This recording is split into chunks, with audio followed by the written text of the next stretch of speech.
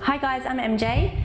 In this episode we're going to show you what I like to do when it comes to nutrition and supplements and leading up to a show.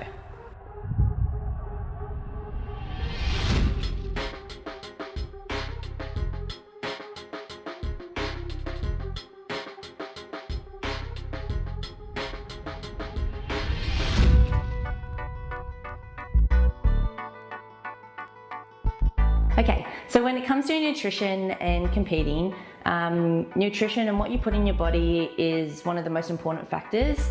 I believe it's more important than training. What you put into your body is, I guess, what you get out of your body as well. If you're wanting to get that really crisp look on stage, you need to be factoring in adequate nutrition. So there's a difference between my off-season and my on-season.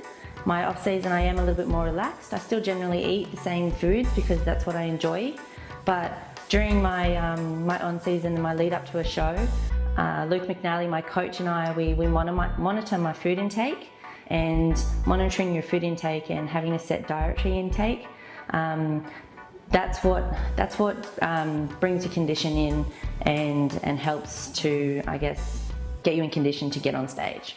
Get a fasted day later on down the track, So like we did. No carbs on one day, and then the rest. Yeah, we'll just do a protein only day. We'll throw a depletion in before the carb day, so then you get a bit of a super compensation when you're having your carbs anyway. So that dropping the carbs out for the day will crank up a bit before or after?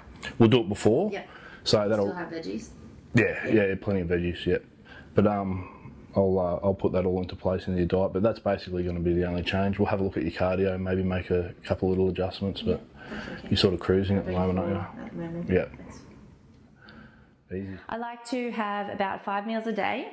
When I'm prepping, obviously all these meals consist of either I've got my protein with every meal, and then I switch around my fats and carbs for each meal as well, and Luke helps me with this as well. So generally on a non-training day, so this is obviously when I'm not using as much energy, I consume anywhere from 1200 to 1400 calories, and on a training day it's anywhere between 1800 to 2000 calories. Now this is me 7 weeks out from a comp.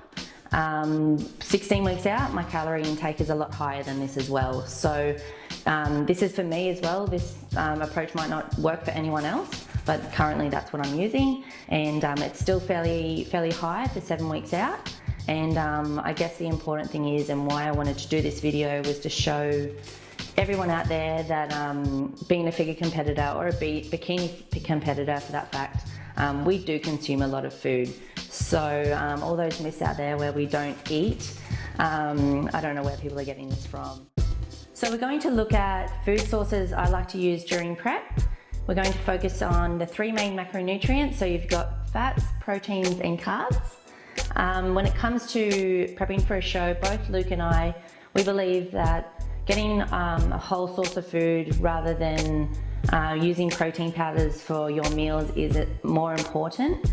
Basically, there's more nutrient-dense food when it comes to your lean cuts of meats instead of using your protein powders, and which also factors in your micronutrients like your vitamins and your minerals. So when it comes to protein, I like to use lean cuts of meats, whether that's beef or lamb. That's my red meat, sorry. And I also like to use kangaroo meat or just lean kangaroo mince as well. White meat I use during the day. I use turkey and chicken, and generally at night I like to use to eat fish.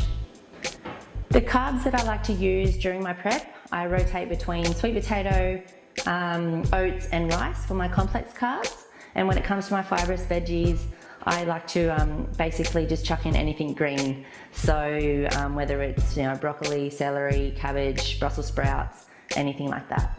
The fats that I like to use during my prep, and I do focus mainly on fats when I'm prepping, I find my body responds the best to it.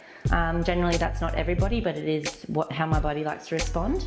So the main fats that I use are your coconut oils, olive oils, vinegar, and lots of nuts, so raw nuts, and organic butter. So I don't consider my comp to be very hard when it comes to nutrition.